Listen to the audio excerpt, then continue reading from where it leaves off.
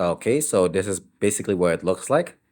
So one of the problems I have with making videos on my own is that I cannot physically see the viewfinder of the camera. I don't know what the camera is looking at because there's no option for wireless communication with this specific camera.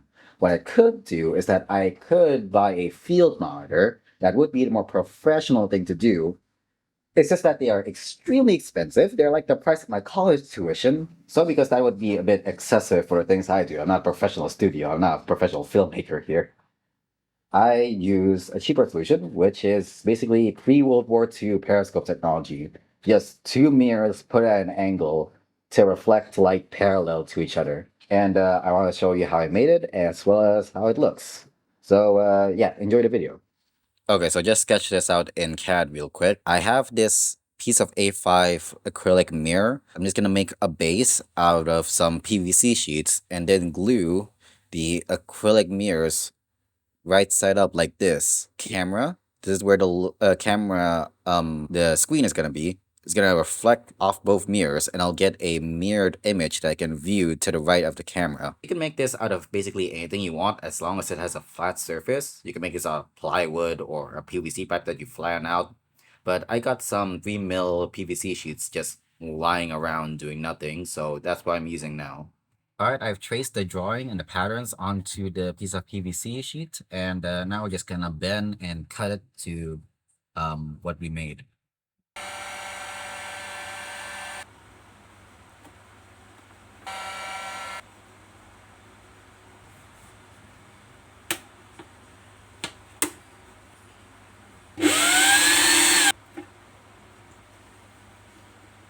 Alright, I have this A5 size piece of acrylic mirror, and I'm going to cut out two pieces of 7x12 rectangles out of it.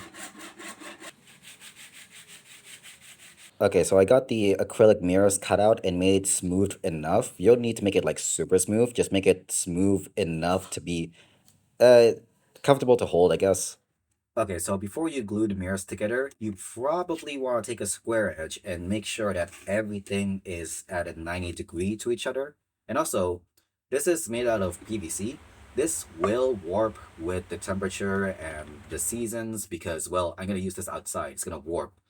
But again, doesn't have to be perfect. It's just a viewfinder. It could be off by a little bit and it'll be fine. Okay, while testing, I accidentally dropped it and broke this mirror.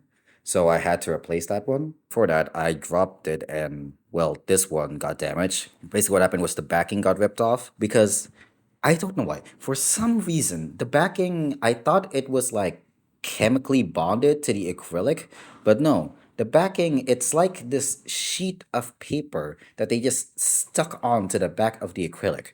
If I had known that, I would probably put like PVC on the back to keep it more protected, but like, oh well, it's already happened. There's this crack in the middle of the view, but for my purposes, that is good enough. Okay, so this is what it looks like when it's attached. The whole thing is basically just pinched between the camera and the tripod, as you can see right here. So now, even if I'm recording alone, I can see what's inside the camera's view, what's in frame, and I can, just be a little bit more free in recording myself. Okay, so this is what it looks like when you're recording vertically.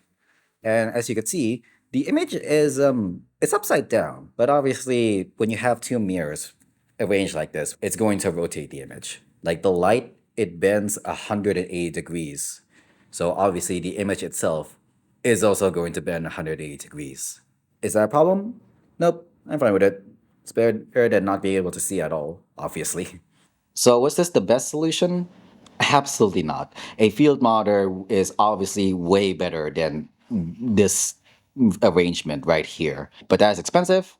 That is a little excessive for what I need. I don't need something that much. I'm not really gonna stand too far away from the camera anyway. So considering the cost, considering how much this cost me, the time it took for me to set up and stuff, I'd say this is a pretty good solution. So yeah, if your camera doesn't have any like wireless communication options, or you don't want to spend the money to get a field monitor, you could try build this.